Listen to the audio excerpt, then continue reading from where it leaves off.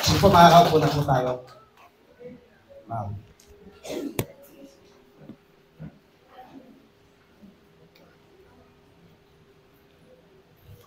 Ako po ay walang laptop. Wala tablet ay naiiwan ng Batangas. Ano yan? Bakit may ganyan? Yun po yung keyboard.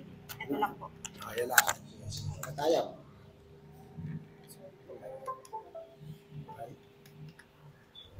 Gulo-gulo nito. So, alam niyo po,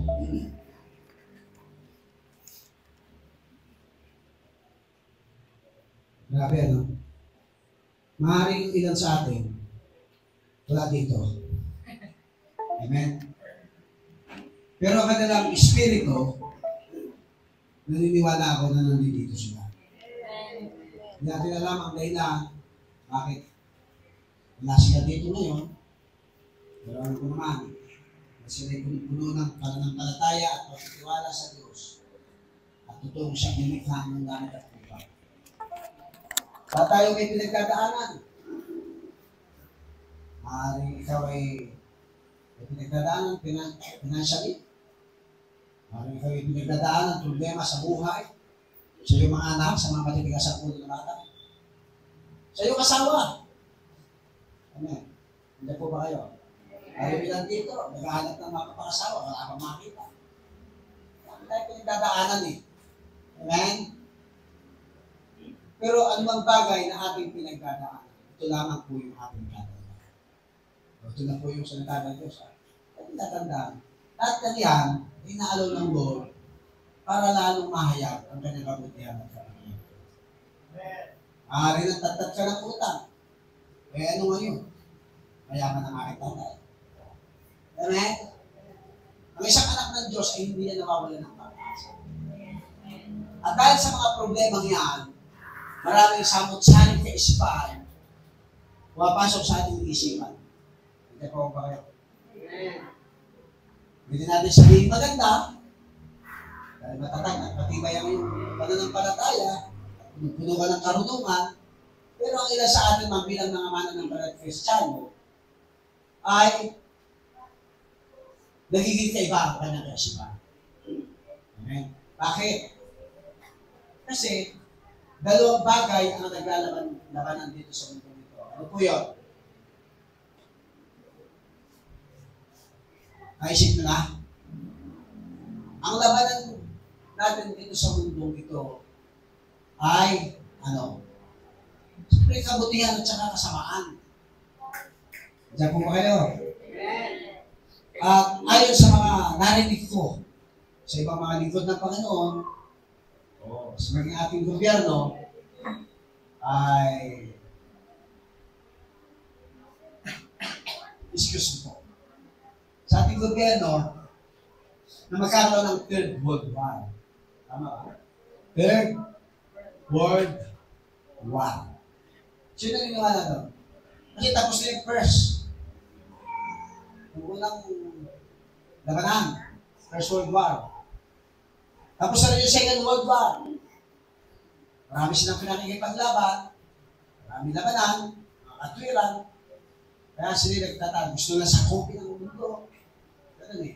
Yung Third World War, ayon sa mga akin, narinig lang naman, akin lang to, ay hindi na ganun ang labanan. Pagamat, ang bansa sa kasi maglalaban-laban, sa mga dahuling araw, pati mga pamilya, talaga naglalaban na. Amen. Anak sa magulang, kalaban-laban talaga. Isa lang po yung ibig sabihin niya. Sinasabi ng Bible, malapit ang dumating ang araw. At lahat po yan mangyayari. Amen po ba? Nandiyan po ba kayo? Lahat yan mangyayari. Kaya lang, sabihin mo sa katabi mo, ikaw bilang isang mananampalataya, dapat hindi ka maapektuhan ng mga bagay. Amen? Bakit? Dahil tayo, focus tayo sa Diyos. At alam natin yung katotohanan. Amen po ba? Bakit po ba natin ito? At kamakailangan po pala, ang ating Pangulong Duterte ay hinuli. Dinala sa Netherlands. At napakaraming haka-haka. Keso ganun sabi ng gobyerno, keso sabi naman ng Macau. Duterte, election ka rin eh. Ang daming katuwiran eh, ano? Amen? Nandiyan mo ba kayo? Ang daming katuwiran na sinasabi ang mundo. Pero ang Diyos din ay may mga katuwiran na sinasabi sa kanya. At ang katuwiran yan, dapat maging matalino tayo para na mapagtagumpayan ito. Kita na po ba kayo? Ang sabi po ng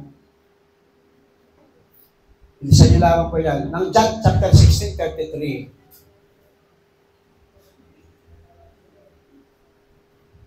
Jesus says, I have told you these things so that in me you may have peace. Peace. Hindi peace. Peace.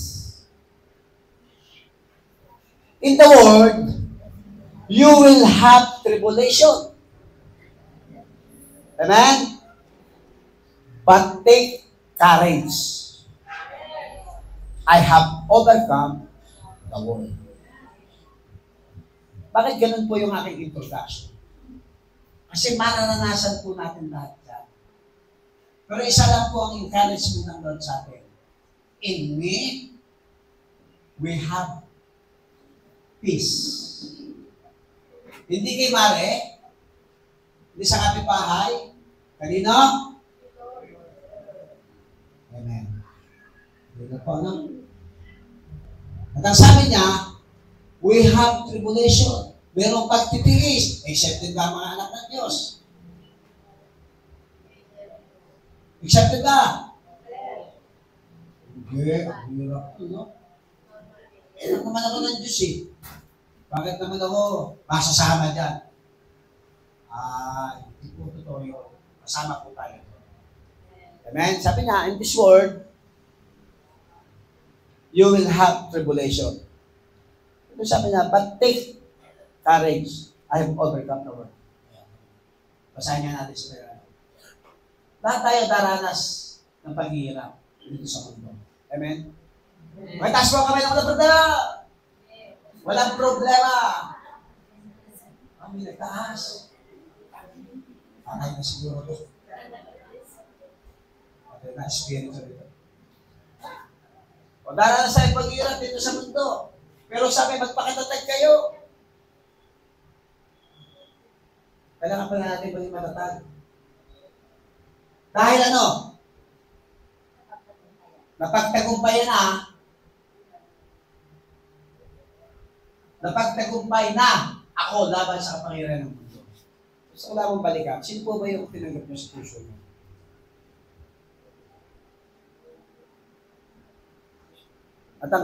At ang talata po na yan ay ang mismong salita ng Diyos o ang ating Panginoong Hesus ang nagsasalita. Napagtagumpayan na niya. At ang tinanggap natin sa ating puso bilang sa ating buhay ay si Jesus Christ. Amen? Tapos po kami na natin tumanggap kay Jesus Christ. Lahat tayo tumanggap at ang sabi niya, napagtagumpayan na niya. Dalang tao, hindi naman talaga niya kayang pagtagumpayan niya. Pero si Jesus, napagtagumpayan niya. At si Jesus, ang kanyang requirements ay tanggapin natin siya bilang Panginoon at Savior ng ating buhay. At kapag tinanggap natin siya, siya na yung hari sa atin. Amen? Hindi na yung ating sarili. Bagkot siya na ang nag-ahari sa atin. Hindi po ba kayo? So, siya na nag-ahari. Kaya walang dahil para hindi tayo magtagumpay. Amen? Naigapos na yung dating nananahan sa atin. Napalayas na yung dating nating pagkatao. At tayo ngayon ay bagong nilalang na. Amen? Kaya sa umagang ito, bago po ako magtuloy-tuloy, ay pamagatan po natin. Ang pamagat po ng ating pag-uusapan ay overcome your invisible enemies. Overcome your invisible enemies. Tingnan mo yung katabi mo. Visible or invisible? Visible.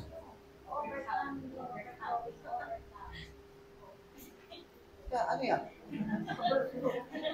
Ito yung kalalagay nyo dyan. Ayos ito, ha? Ayos sila. Ako pa sa mga yan. Bigay ko na nga yung antay ko sa kanila kanina. Walang tuloy ako. Tingnan nyo. Yung invisible. Dumali kanila. Yun naman. Bukuro ko kanila ito eh. Grabe oh. Yung invisible na enemies natin. Ano? Hindi-distract ka talaga na hindi-distract eh. Ano? O yun ang kawal. Tingnan mo yung katabi mo. Visible ba yan o invisible? Eh bakit inaaway mo yan? Invisible. Kaya kaaway natin, invisible. Naintindihan po? Nakunawaan po ba ito? Pakita nyo at pakunawaan nyo yung pinag-uusapan natin ngayon. Hindi po yan ang kaaway natin. Hindi po yung kapitbahay natin. Hindi po yung gobyerno ito natin. Ang kaaway natin, ang sabi ng Ephesians 6:12. Kanina, nagkamali ako. Hebrew sa masabi ko eh. Ephesians 6:12. Sapagkat ang kalaban natin ay hindi mga tao. Tama ba yung pinagkit natin kanina? Hindi mga tao ang kaaway natin. Kundi masasamang espiritu sa ipapawid. Tingnan nyo yan. Umiikot-ikot yung isipan nyo. Magaling-galing yung mga yung mga espiritu na natutulog, ang tuki. Espiritu na hindi pakikinig. Yan ang mga masamang espiritu eh. Na lumuloko at nasa likod ng isang tao. Espiritu ng pagtanggi sa salita ng Diyos. Amen? Yan yung masamang espiritu. Sabi niya, hindi mga tao, kundi masasamang espiritu sa ikabuhin. Mga pinuno. Grabe. Video nito. May kapangyarihan at mga tagapamahala ng kadili mga mamahay sa mundo. Pambira, may kapangyarihan din pala yung mga tagapamahala ng kadili mga mamahay dito sa mundo. May kapangyarihan din sila. At ang kapangyarihan nila ay yung madaya ang ating kaisipan. Amen? Ang kapangyarihan nila ay ma-twist yung ating pananampalataya sa kawalan ng pananampalataya. Diyan pa ba kayo? Sino kaaway? Hindi tao. Diyan po ba kayo? Chinismis ka ng kaklase mo, sino kaaway mo? Kaklase? Hindi. Yun ang kamalian ng mga Kristiyano, mga tao. Dapat, kung i-chinismis ka, ang kapitbahay mo, what is behind doon? Yung dapat tayo isipan ng mga Kristiyano. Bakit niya nagagawa sa akin ang mga bagay na ito?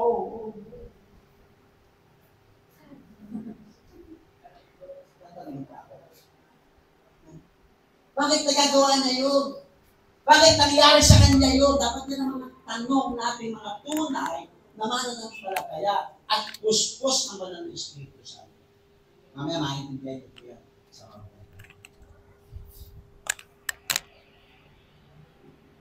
So, dapat maintindihan natin alin yung pinipindot dito.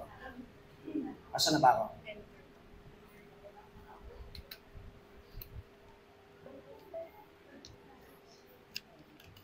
Okay. What happened?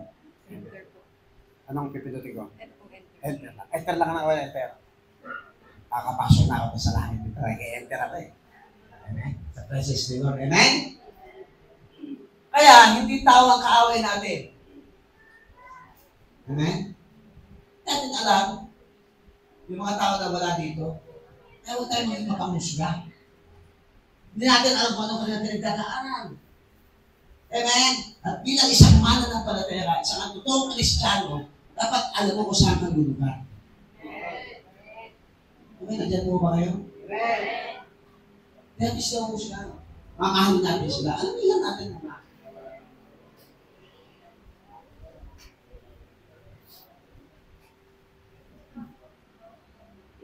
Kaya sa umagang ito, hindi na po ko masyadong nagpapakahaba. May tatlong bagay lamang po tayong pag-uusap. At number 1, para ma-overcome natin yung kaaway, mga kaaway, number 1, natatalo dyan, prayer. Sabi mo sa katabi mo, prayer! Prayer!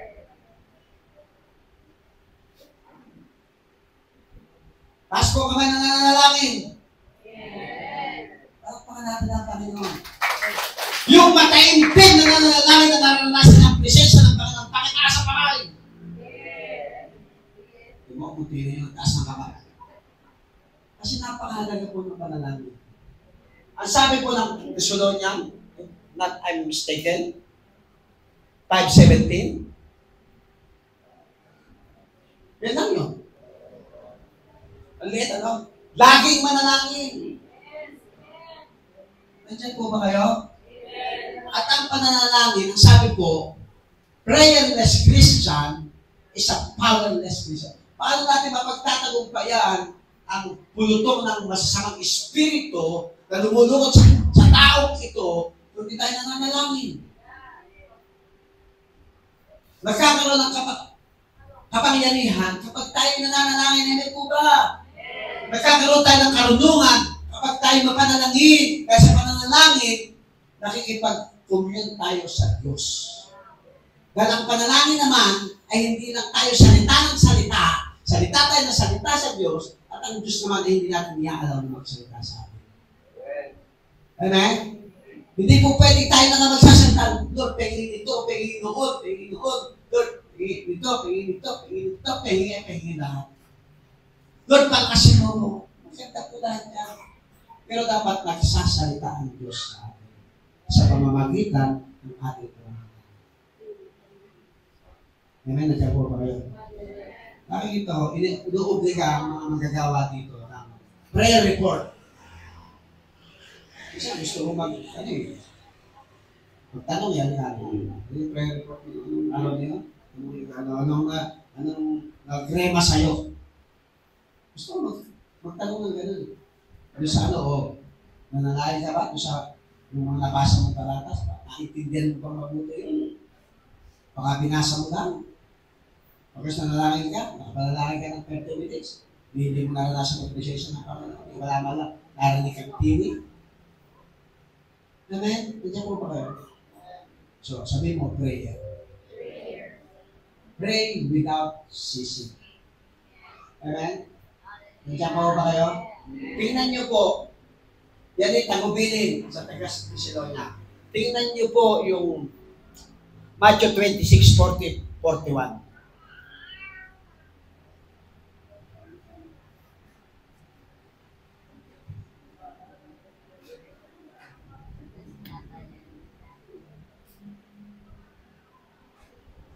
Sabi po yan, binalikan ni Jesus ang tatlo niyang tagasunod at dinatnan niya silang natutulog. Ito yung time na si Jesus Christ ay huhulihin na. Nang makita sa Gethsemane para manalangin, sinabihan niya ang mga alagad na manalangin kayo. At bumalik ang Panginoon, binalikan niya ang kanyang mga tagasunod at dinatnan niya sino matutulog. O sino dito yung nakaranas, na nanalangin sila, nakakatulog sila. Ako nung araw, nakakatulog ako habang nanalangin kami yung pamilya namin. Yung nanay at tatay. Habang naglulong sa amin kami. Natutulog talaga ako, sumasandal ako sa kanya. Tapos nagtatanong mo ako. Tapos tulog ako. Nakakatulog talaga ako. Hindi tamang pananalangin. Amen? Ito, pinaalalahanan sila ng Panginoon, nanalangin sila, sinabihan sila, yung tatlong tagasunod na ito, sinabi niya kay Pedro, hindi ba talaga kayo makapagpuyat na kasama ko kahit isang oras lang? Isang oras lang. Yung kasama ng Panginoon. Yung presensya ng Panginoon. Sa panahon natin, yung makasama natin si Lord. Kahit isang oras lang, makasama natin at naranasan natin ang presensya ng Panginoon. Sabi ng Panginoon. Kaya sabi niya, sa 41, magpuyat kayo at manalangin upang hindi kayo madaig ng tukso. Yun pala yung purpose nun. Yun pala yung reason nun. manalangin kayo para hindi kayo madaig ng tukso. Hindi tayo madaig ng tukso.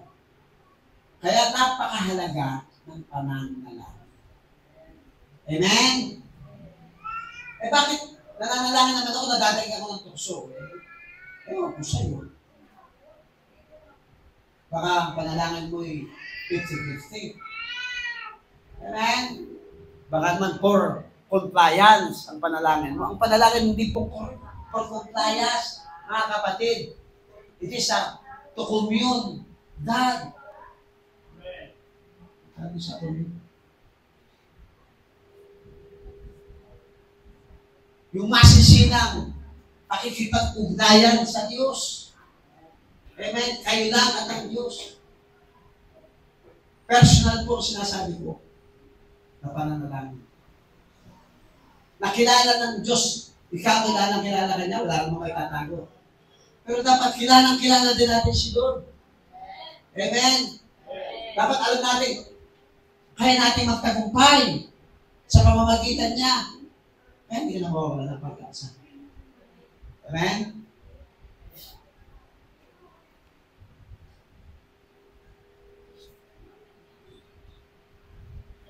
Tandaan natin, ng Espiritu'y hanggang sumunod. Amen? Kahit lahat naman dito, basta nakakilala sa Panginoon, willing naman talaga. Amen po ba? Sabi ng talata?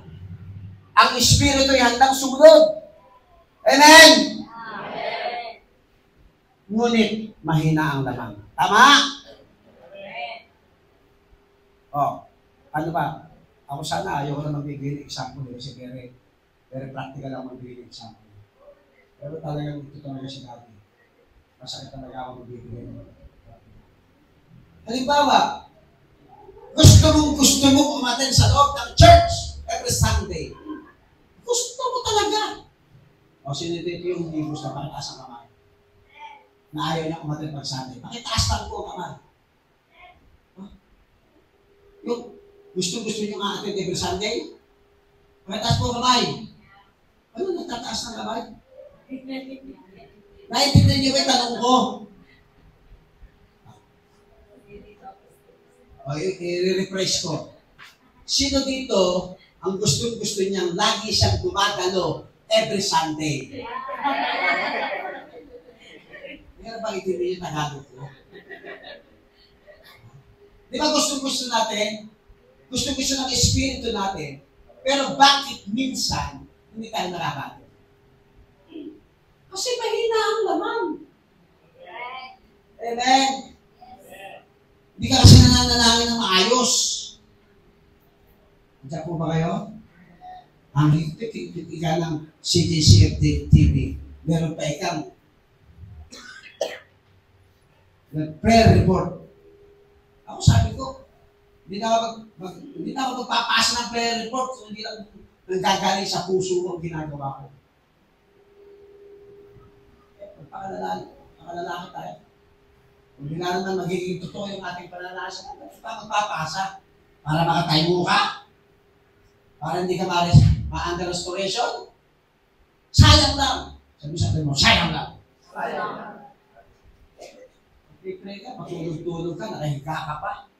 Lord, salamat. Nandiyan pa po ba? Masimple na nga lang po yung term natin nagamit. Sa ibang pastor, hindi ko mararinig yan. Amen? Sa mga ibang pastor, mga very professional sila. So dati mukhang hindi professional talaga. Amen? So willing yung ating spirit, pero mahina ang ating laman. So kailangan talaga. Kaya sabi na po, manalangin kayo continually. Pray continually. Pray without ceasing. Walang patid. Amen? Nandiyan po ba kayo? Para ano? Bakit? Para hindi tayo mahulog sa tukso. Amen? Kaya yung mga nahuhulog sa tukso niyan, alam nyo na. Alam nyo na yan. Amen? Nagkukulang tayo sa panalangin. Praise God. Amen po ba? So, pangalawa po, casting down evil thoughts.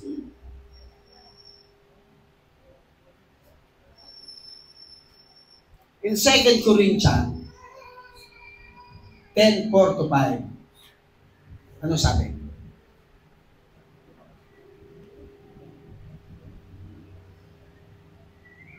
The weapons we fight with are not the weapons of the world.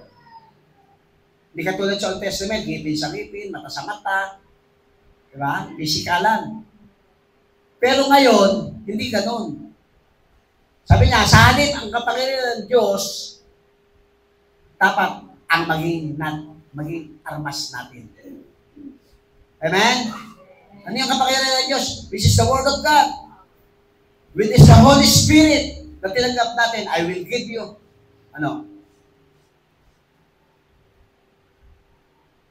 sa Acts. Sabi niya, bibigyan ko kayo ng kapangyarihan. May supernatural tayo. May kapangyarihan tayo. Yun ang pangako ng Diyos. Lahat ng kumilala tumanggap sa Panginoon.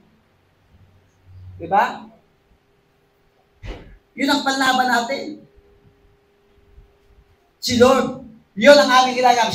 Sabi ko dyan sa Corinthians, yun ang aming ginagamit na panlaban sa mga maling pangangatwiran.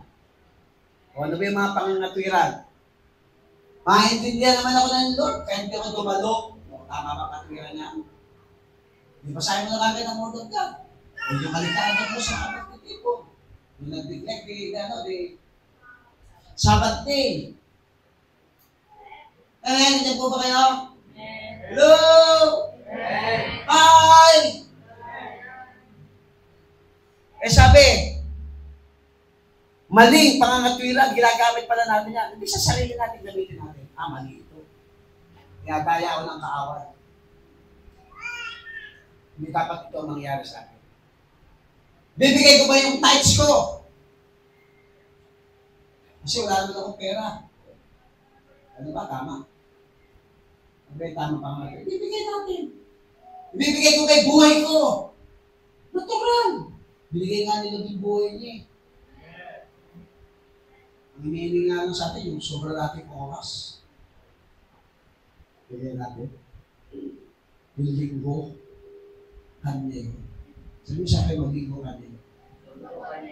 Yun yung katwiran ng Diyos. Kaya nga sabi niya, hindi po pwedeng basta tayo hahanapin natin ang karya ng Diyos. Pupunta tayo sa churches, sa ating mga churches. Pagkatapos, in His righteousness, hindi natin gagawin. Kasama yun, package din yun. But seek ye first the kingdom of God and His righteousness. Saka pala sa amin, and all these things shall be added unto you.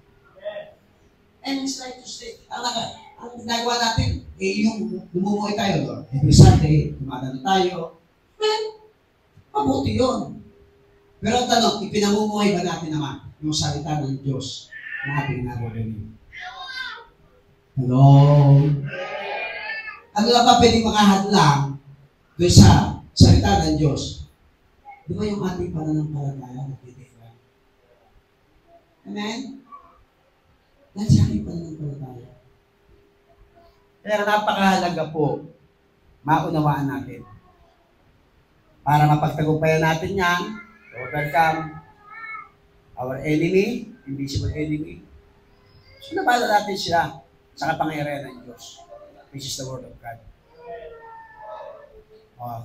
Panlaban sa mga maling pangangatwiran ng mga taong mapagmataas o mataas ang pride. Sa amin naman sa malaking simbahan, parehas ng linya. Amen? Tingnan naman natin ito sa bunga, fruit of the Holy Spirit. Kasi nagmamataas. Sa amin sa church, grabe doon. Ano yung pinagmamalaki natin? Hindi dapat maging mapagmataas tayo. Dahil sa kahabagan ng Panginoon. Diba dapat gawin ang mga ating terminology? Terminology para po ang ating kasap. Ibang-iba sa church namin. Grabe ka naman. Wow. Sabi po ito, pag kami namin ganyan, wow. Basta bang ipagmalaki yung ating simbahan. Pero tutukan mo naman dahil yan sa biyaya ng Panginoon. Pero baka na hindi mapagbatas na tayo eh. Hindi natin nababantayan. Low open ka pa rin kausap natin. At nasasabihin, bubulong. Kasi humble siya eh. Napaka-hambog. Amen? Napaka-hambog naman ito. Baka tayo napag-iisipan na tayo ng gano'n. So, huwag pong nawang mangyari sa atin. At ayaw maniwala sa mga turo ng Diyos. Marami po yan. Sa loob nga ng Diyos, may mga ganito katwira. Tama pa ba na ipurso yung tithes? Eh, nasa ano na tayo ngayon? Nasa kusang loob na tayo. Mga ganyan espiritu. Nakakalungkot dyan. At ako, may pagkapiloso po ako. Pag may nakakausap akong ganyan, grabe sila doctor na ganyan. Hindi sana ka ako, pinunit yun na ka ako yung malakay. Napupulot ko. Hindi pwede. Nagpagan at pawasan. Hindi po yan malalagay sa ating Biblia na hindi natin kailangan. Nandiyan pa mo ba kayo? Ngayon, sige po, para balasin natin. Nagbigay nga ng tithes mo, masama naman ang loob mo. Kaya ipapayo sa inyo, huwag ka na magbigay ng tithes. Amen? Hindi po yan, package din po yan. Amen po ba? Kasi kung totoo talaga tayo tumanggap sa ating Panginoon, kung talagang yung mga evil thought na yan, hindi nilalagay ng kaaway sa atin. Aba, maaluan yung ating puso na tanggapin yung bagay na sinasabi ng Panginoon. Hindi po ba na dyan po ba? Hallelujah. Sabi po dito, dapat tayo, sinisira namin ang kanilang maling pangangatuwiran na tulad ng matibay na pader na umatang sa kanila na makilala ang Diyos. Kinukumbisi namin silang sundin ang mga utos ni Kristo. Yun tayo eh. Yung mga masasamang kaisipan na pinapasok ng kaaway sa pamamagitan ng pantarayan ng kaaway doon sa mga tao na nagpapagamit naman.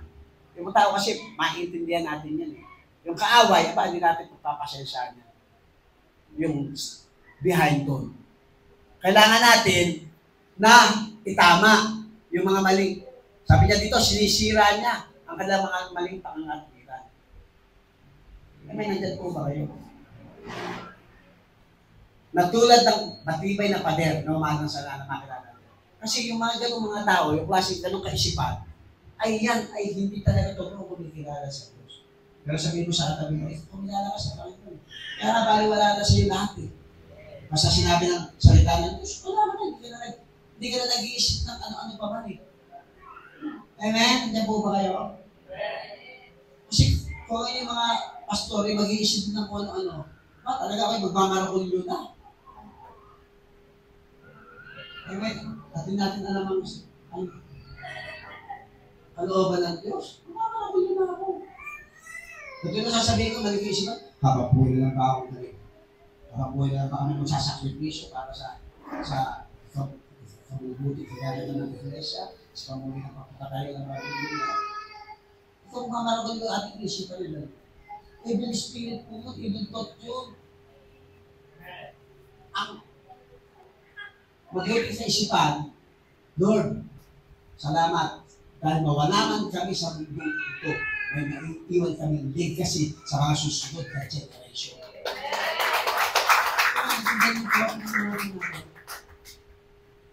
Kasi madaya ang kaaway. Kasi sabihin sa kapag mo ng madaya.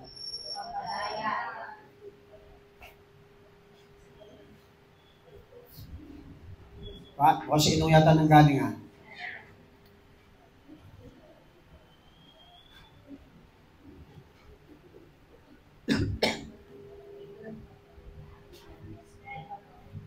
At ito po yung lagi natin na, the wars we fight are not against flesh and blood, but against invisible spiritual forces.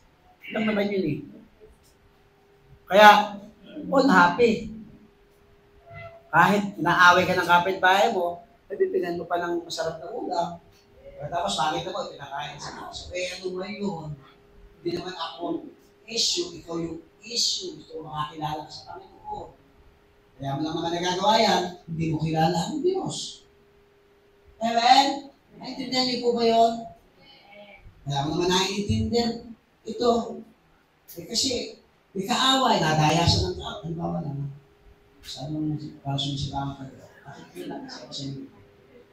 Amen? Hindi naman siya talaga eh. Kaya bisa si Daddy talaga, grabe magkurik. Di ba nasasaktan kayo? Kala nyo kayo na yung talagang, hindi yun. Hindi mga maling gawa. Ang mga pastor niyo po, sa mga maling gawa ng galit, yung gawa ng kaaway dahil nadadaya tayo. Kung ganyan po ba kayo? Hindi po yung grace, hindi masasamang espiritu, hindi tao. Ngayon, mababa pala ito. Ways to take your thoughts captive. Number 1, accept responsibility for your thoughts. Naalala niyo si Cain? Sino nakakalala kay Cain? Baka kain ang iniisip niyo, ha? Si Cain, di ba? Alam niyo, kailangan tanggapin natin na ito yung responsibility natin kung ano man yung ating iniisip. Hindi na basta-basta yung naiisip eh. Di ba kung ano nakita mo, yun ang naiisip mo. Kung ano yung hilig mo, yun ang iniisip mo dami. Responsibility natin yan kung maling kaisipan niyan. Kung mali pa ang atwira niyan. Si Cain po, kung bakit niya pinatay si Abel, kasi hindi niya na-control o hindi niya na-exercise yung kanyang iniisip sa kanya, yung inggit. Nagsimula lang yan sa paghahandog sa Diyos, parehas naman sila naghandog. Isip siya, bakit ako idulugan? Bakit si Abel pinatulugan? Tayo, wala tayong may tatago sa Panginoon. Lahat ng motibo natin, alam natin. Bakit sila ang saya-saya na nagpupuri? Bakit ako nagpupuri? Kasi yun ang iniisip mo. Amen? So we have the ability to exercise control over our thoughts. Kaya sabi ng Panginoon, kay Cain, kapag hindi mo binago yung kaisipan mo yan, mas malala kapag magagawa at mangyayari sa iyo. Binaalalahanan tayo ng Panginoon. O nangyari kay Cain, di ba pinatay niyo si Abel? Alam na natin yung naging consequence. So kaya pala, we have the ability to control yung ating kaisipan, yung ating thought. Amen po ba? Kung ano ang laman ng ating puso, yun ang laman ng ating iniisip. At kung ano naman yung laman ng puso, ano yung ating iniisip, yun naman yung mag-reflect sa atin. Pag inisip mo, hindi ako a-attend sa Bible study, hindi ka nga a-attend. Amen? Pero ito ba? Tamang kaisipan.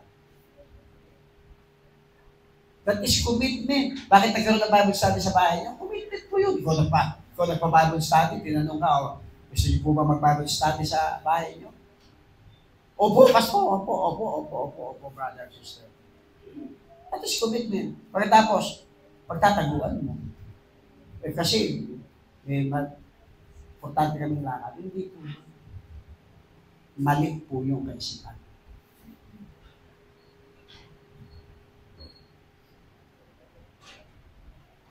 Ano pa po? Bukod to, tanggapin natin yung responsibilidad sa ating naisip. Yung our mind, not just our behavior must change. God called us to change sinful behavior that does not honor Him. Instead of focusing on our outward behavior, work on disciplining our mind. So, nadidisiplina pala yan yung ating isipan, yung ating mind.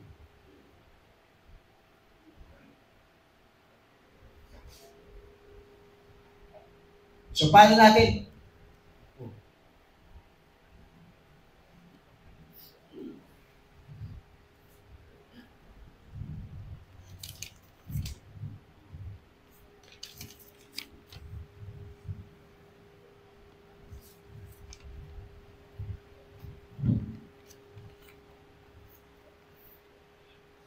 So, paano?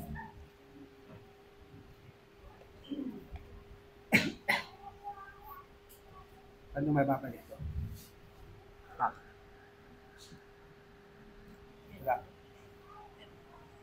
Hindi.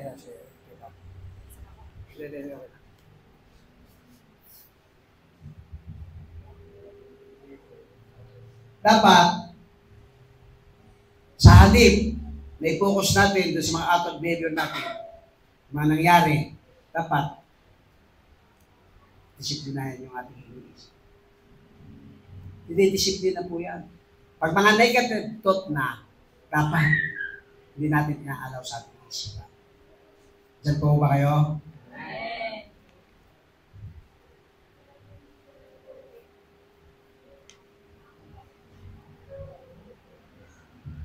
Allow God to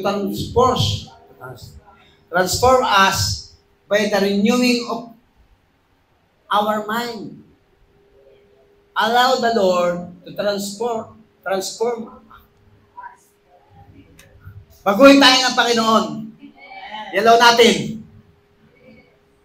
Ang Lord, sa pamamagitan na baguhin niya, i-renew niya yung ating kaisipan. Saan yan? Hebrews ano yan, ano? Hebrews 4:12. Bakit?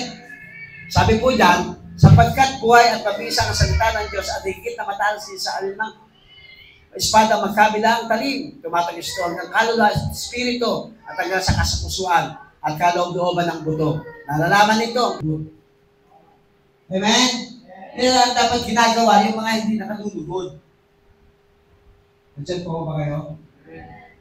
So marami po yan. At alam naman po natin yan. Natataanan po yan sa napakaraming preaching. Ano pa po? Para mapagtagumpayan natin yung ginagawa ng kaaway sa atin, yung nag-active na yung ating isipan.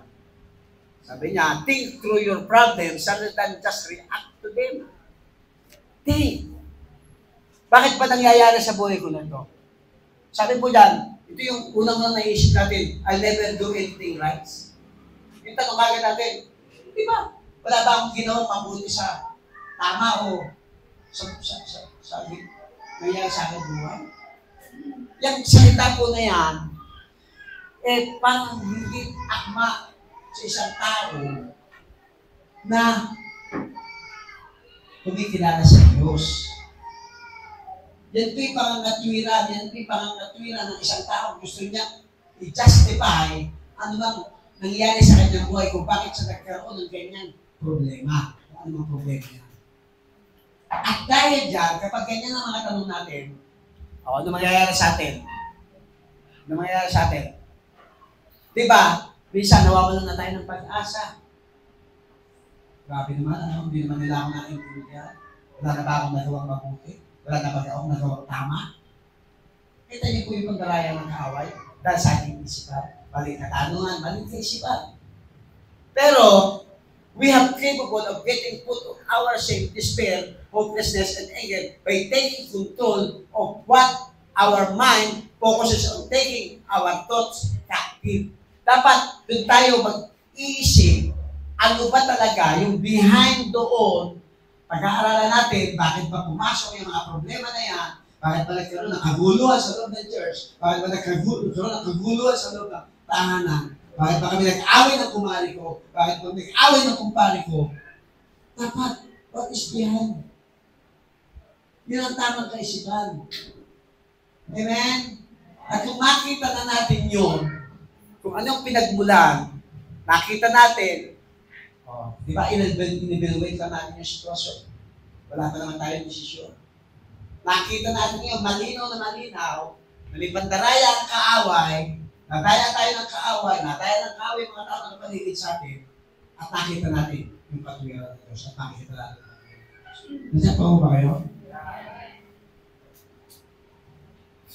At kapag nakita natin yung mga bagay na yan, kung ano man yung pinagmulan ng mga problema na yan, ano yung sumunod? Take your disabling thought captive through confession. Kailangan natin i-confess ito. Lord, nagkamali ako sa part ito. Lord, naamin ko.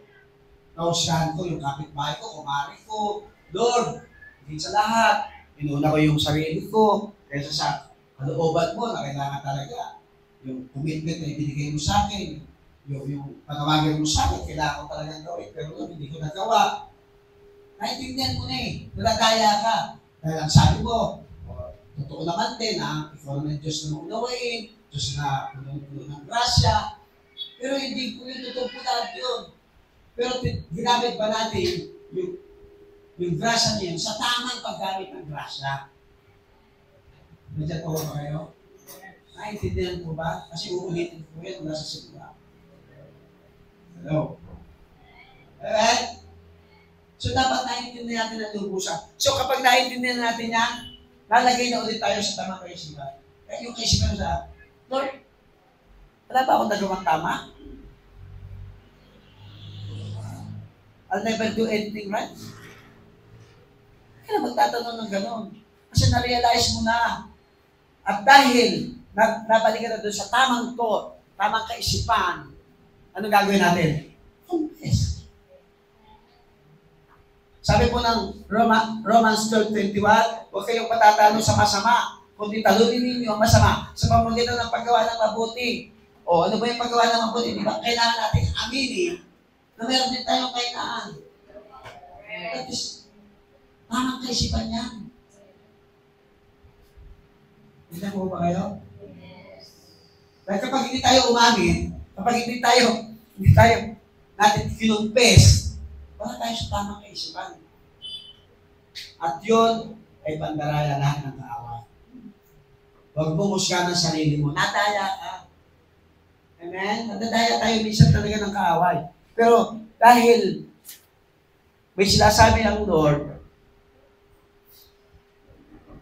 dapat we need to choose to focus our thoughts on the right things. Amen? Nandiyan po ba kayo? We need to choose or focus our thoughts on the right things. O, ano po sabi ng Philippians chapter 4, verse 8? Sabi po dyan, finally, brothers and sisters, whatever is true, sabi niya, mga kapatid, lagi sa isip ang mga bagay na mabuti, kapuri-puri, mga bagay na totoo. Ano ba yung mabuti? Huwag ka makusga, huwag ka mang-away. Mabuti ba yun? O piliin natin yun, yung mga mabubuting bagay. Ginawa ka ng masama. O, ginagawa natin katatuan. Pag binato ka ng tinapay, pag binato ka ng bato, patay ng tinapay. Ginagawa natin katatuan ng isang pero totoo po yun. That is idiomatic expression. At ang ibig sabihin nun, pag ginawa ka ng masama, batuhin mo ng mabuti. O, anong ginagawa natin? Binapatulungan ng tinapay kasama kay karapon. Amen? Huwag ba yung paggawa ng mabuti? Choose and focus doon sa tamang kaisipan. Mga bagay-bagay. Kapuri-puri. Kapuri-puri ka ba na pag-shoot ka ng short na hanggang dito, tapos biyak pa dito? Maganda pa sa kanina ng Panginoon doon. Sa katabi mo nga lang, hindi ka naligo. 2 araw, kapuri-puri ba yun? Kung yung naaamoy, amoy ng pabango at saka yung amoy mo, kapuri-puri ba yun? O, simple lang ating example. Hindi lalo na yung puso natin, nagiging kapuri-puri ba sa Diyos? Hello? Kapuri-puri ba sa harapan ng Panginoon? Natibisyon mo yung kapatid mo. Yung kapatid pa naman natin bago. Pag hindi mo nakamayan, nagtatampo. Kaya kamayan nyo na. Kumin nyo na. Ano ba naman kasimple? Kapuri-kapuri ba yun sa Panginoon? Nandiyan po ba kayo? Yeah. Sabi niya, choose to focus your thought on the right things. Sabi niya, mga bagay na totoo. O, ano ba yung tama ba yun? Na manindigan tayo sa totoo? Pakipaglaban natin yung ating pananampalataya?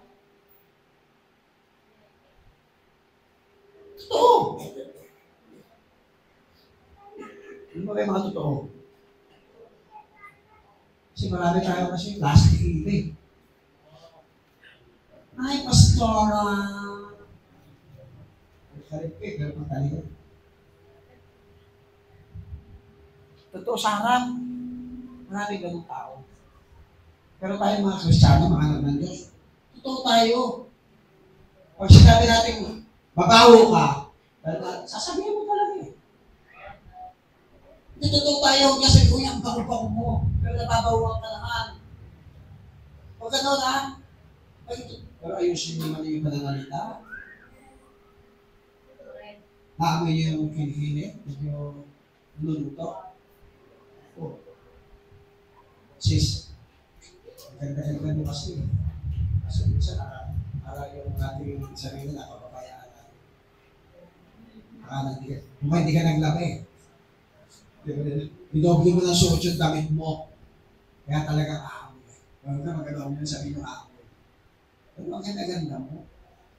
May mahal kasi nito. Kasi binano ko, nakilala tao. Kahit kano kaganda yung itsura mo sa tao o sa kumarayo, sa mga pag naamoy niya, nakakapero ka. May nagtapo ba kayo? O, mga kalalakihan, namili natin. Hindi tayo sa ganito tumigil. Ang nabasa. Hindi sa amoy din. Okay? So, nakakatapo ba kayo? Maging totoo tayo. Ibig sabihin, maging totoo tayo. Pagka kailangan natin i-review, natin. Huwag tayo maging plastic. Kung totoo tayo nagmamahal, sa kapalit natin. Pero yung sa mabuting approach naman. So, marangal.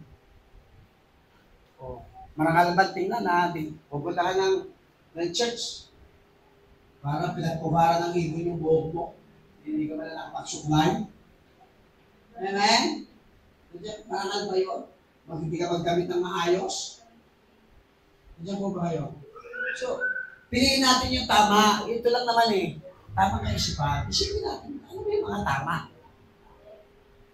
Matuwid.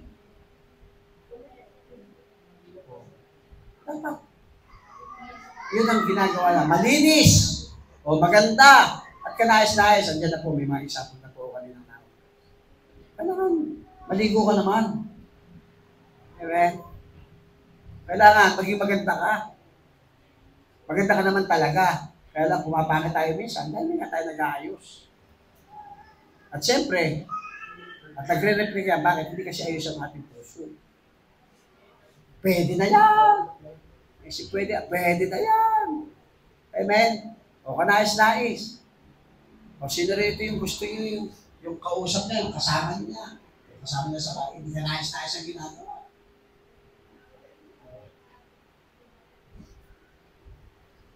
Nandiyan po ba kayo?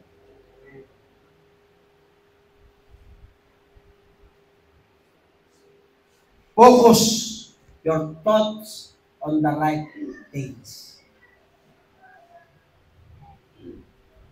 Dapat, sinasa-isip natin yung mga bagay na kapuri-puri, mabuti, mga bagay na totoo, marangal, matuwid, malinis, maganda at kanais-nais. Praise God.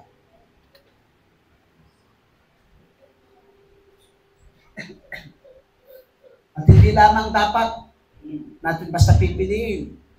Kung ito'y paniniwalaan. Believe it is not possible to take your thought captive. Huwag lang kayong maging tagapakinig ng salita ng Diyos. Kundi, sundin niyo ang sinasabi nito. Dahil kung hindi, dinadaya niyo lang ang sarili. Pastor, amen. Pastor, amen. Pero, pinakinggan lang natin siya. Hindi natin sinunod kung sinasabi ng Diyos. Sarili pa rin nating damdamin, sarili pa nating isipan, ang pinahihiran natin.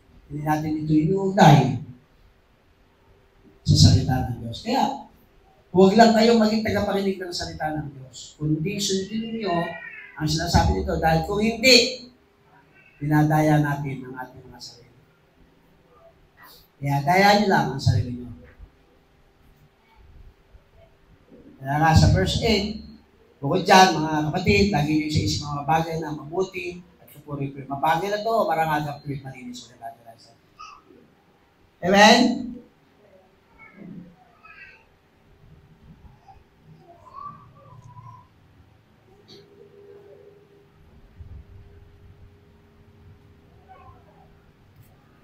And last,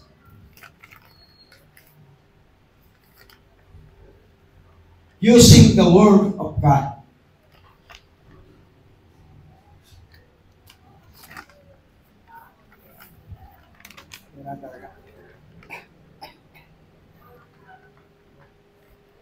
Okay na. Pala yun. Pala yung James 1:22, dito pala to sa using the Word of God.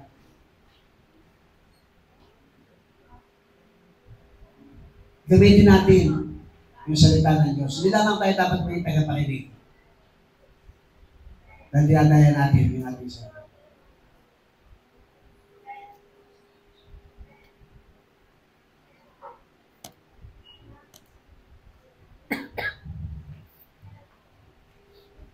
So sabi po ng pakalagay lamang po, yung kanina sa ano, yung last verse, yung kanina.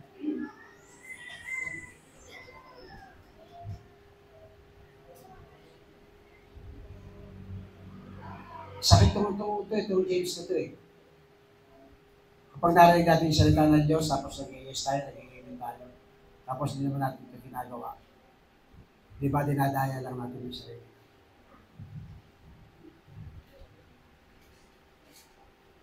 Kaya, kailangan natin na maging, kapagbantay. Sabi po dyan, mapalad ang taong nananatiling matatag sa kabila ng mga pagsubok dahil pagkatapos ng mapagtagumpay ng mga ito, tatagupin niya bilang gantimpala ang buhay na walang hanggan. May pinangako ng Diyos sa mga nagmamahal. So mapalad po tayo dahil naging matatag tayo sa kabila ng ating pagsubok. Dahil alam natin, yung may pagsubok, dito natin mapapatunayan na ang Diyos natin ay tapat, ang Diyos natin ay mabuti. At ang sabi niya, wala pang pagsubok na hindi dinadasan ng tao. Alam natin yan eh. Bagko, sabi niya, tutulungan niya pa tayo. Sasamahan niya pa tayo. Kaya walang dahilan para tayo ay mag-negative thought. Amen? Nandiyan po ba kayo? Sabi ko nga, kung namumroblema ka sa utang, baka ang utang mo naman ikakalahating billion pa. Tatawanan na kita. Ito wala ng pag-asa, kalahating billion. Yung mga iba, billion yan. Nandiyan po ba kayo? Nasa thought yan. Mas malaki naman ang Diyos ko ah. May pangako naman siya. Ito naman nangyayari sa akin dahil sa mga mali kong kaisipan, nataya ako nung araw, nagawa ko ito. Hindi na natin mababago. Lagi may consequence. Amen? Pero lagi din may pag-asa. Na sinasabi ng Diyos, kaya hindi tayo dapat kawalan ng pag-asa, kawalan ng tiwala sa Panginoon. Amen po ba? Amen po ba? Kaya pagsubok lang yan. O bunga yan ng ating mga pagkakamali. Bunga yan ng ating mga pagkukulang sa Diyos na maling kaisipan. So, tanggapin natin yan, i-confess natin yan na nagkamali tayo. At sabihin natin, Lord, renew. Ito. Amen. Baguhin mo. Ayaw naman natili dito. Ayaw naman natili yung kaisipan kayo sa mundong ito. Puro na lang pera, miss. Puro na pera yung naman natin eh. Trabaho. Kailangan natin ang pera. So, di ba hindi? O sino yung nagkukulang sa pera? Tatanong tayo. Bakit yung iba nakakapagpatuloy? Bakit yung iba hindi? Kasi nasa isipan nila, dito mga bagay na nangyayari ito, ay pag-rasa sa akin ng Panginoon. Para sa darating na panahon. Nandiyan po ba kayo? Hello? O how to overcome the invisible enemies. Number 1, ano? Prayer. Amen? Ano pa? Pangalawa. Tignan nyo? Walang makasagot. Pangalawa, ano? Paano natin matapagtagumpayan to? Ano? Number 1, prayer. Number 2, casting down evil thoughts. Amen? Lagi natin sa isip, ano yung binanggit ko po kanina para diyan sa casting down evil thoughts? Ang kalaban natin dyan, hindi po tao. Hindi flesh. Hindi yung spiritual forces. Hindi spiritual forces. Kaya wala kang makakaaway. Kahit yung maaway sa'yo, yan ang tatak ng pagiging isang Kristiyano. Yan ang tatak ng pagiging isang puspos sa Santong Espiritu. Amen? Hindi kayang dayain ng sino man. At yung tao ito nalalabuan. Hindi talaga lubusan na ito. Pero kung nag-react tayo, wala nga naman kapit-bahay ito, ginawa nyo na mabuti, o asan pa?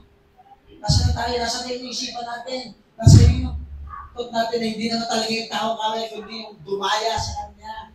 Ang kaway kasi walang kaya gawin natin, hindi mandaya ng tao. Yung mga mahihina. Pero ikaw sabihin mo, ang lakas-lakas mo, hindi madadaya. Pangawakan mo ang salita ng Diyos. Gagamitin mo ang salita ng Diyos. May kasakit ka? In Jesus' name.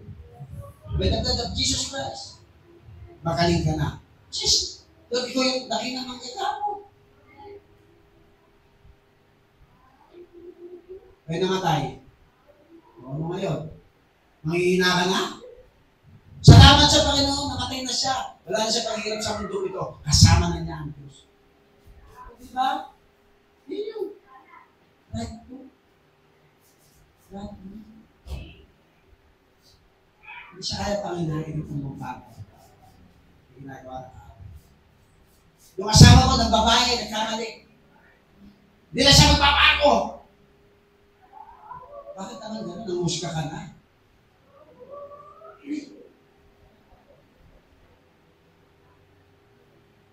Hindi na sabi, nadaya lang siya ng kaaway. Hindi mo ba yun? Hindi na may ma-apekto yung emosyon.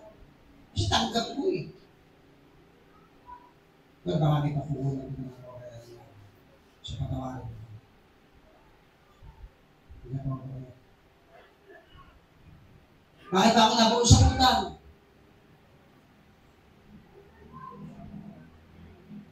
Tapos, binalikan mo yung mga pagkakamali. Wala na akong pag-asa. Ano ka ba? Walang pag-asa.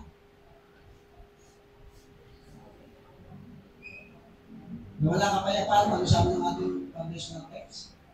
In me, you have peace. Kasi kung kani-kanino ka lumalapit, kung ano iniisip mo negatibo, hindi. Come! All you have burden. Diba sabi? Ang Matthew 11:28, lumapit kayo na papagat na bibigatan at kayo pagpapahindin ko. Kani-kanino ka lumalapit!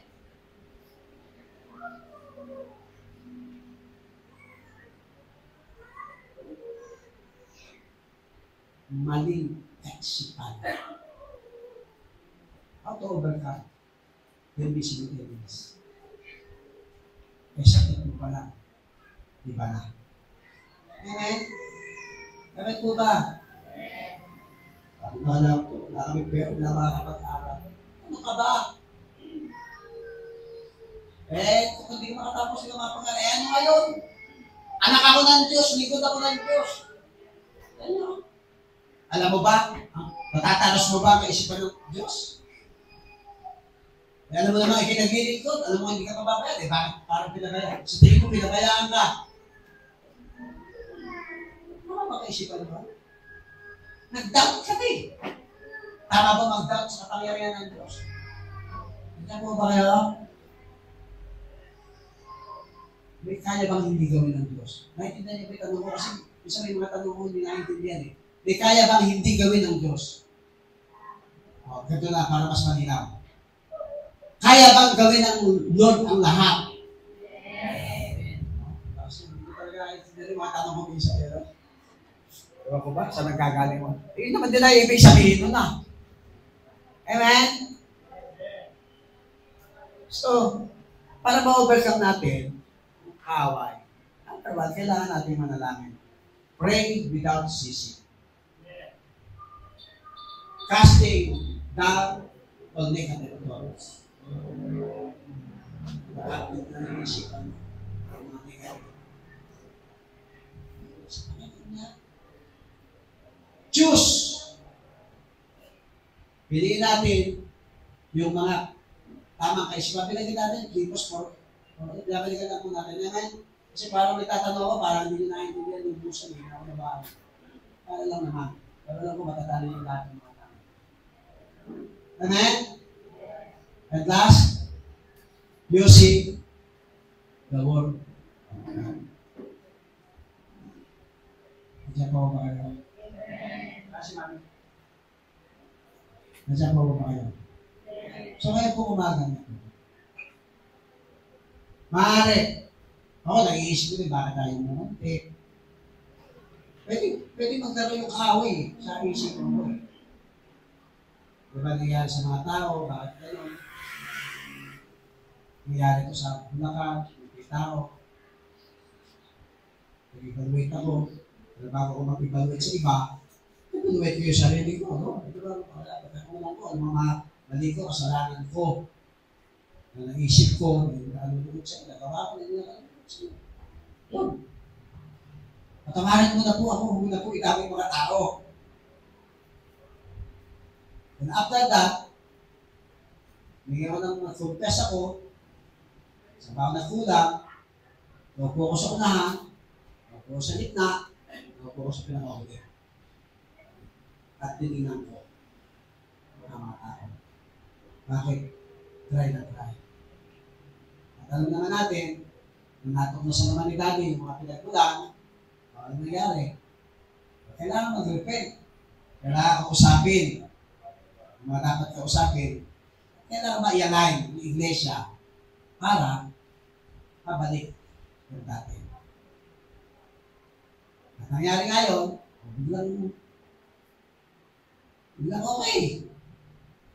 Kung na reconciliation, kung na restoration, kasi may mga lihim na nangyayari sa loob ng church. Kaya nakapag-preach ako doon, wala may tatago sa Panginoon. Maaari may tago niyo sa tabi niyo, sa inyong mga pastor, pero sa Diyos mo kayo may tatago. At hindi naman natin sila inuusgan, kailangan lang, repent. At huwag lang matagin. Sige mo matatagin. At kung ba yung Diyos sa buhay ng bawat isa, nasik ko ka nilang pagkakamali, at nagpatuloy at lumago ang iglesia. Amen. Tamang kaisipan? Tama. Outcome ang mangyayari. So, para magtagumpay tayo, sige. But napakabalik mo na sa John 16:33. Dito po bago ko tawagan si Mami. At ito yung encouragement na salita sa atin. Sinabi ni Jesus, I have told you these things. Sabi niya, sasabi ko sa inyo mga bagay na ito para magkaroon kayo ng kapayapaan. Yun ang unang reason dahil ang tao pwedeng mawala ang kapayapaan. Pero sinasabi ng Panginoon sa atin ngayon, sinasabi ko mga bagay na ito para magkaroon kayo ng kapayapaan. Sa akin ang kapayapaan. So number one, kailangan natin na patuloy at umunay sa Diyos ng malalim na malalim. In me. Hindi kali-kalino. Huwag ka mag-isip ng kali-kalino sa Diyos. Number one. Pangalawa, sinabi niya, Naranasin ang paghirap dito sa mundo. Nararanasan natin yan. Amen? Ang kailangan lang natin, kapag nandun tayo sa ganung kalalaga, kailangan natin magpakatatag. Dahil nagtagumpay na ako laban sa kapangyarihan. So, wala nang dahilan para mawalan tayo ng pag-asa. Mga kapatid, huwag natin pabayaan ang ating panalangin, tapon na natin yung mga maling kaisipan, at gamitin natin ang salita ng Diyos sa ating buhay. Lahat ng ating narinig, sundin natin ito. Hindi natin kaya sundin yan sa pamamagitan ng ating lakas. Hindi natin kaya sundin sa pamamagitan ng ating sariling kakayanan. Kundi, magagawa natin yan. Dahil sa lakas na tinanggap natin, dahil kay Kristo na tinanggap natin sa ating mga buhay. Dahil po natin tumayo.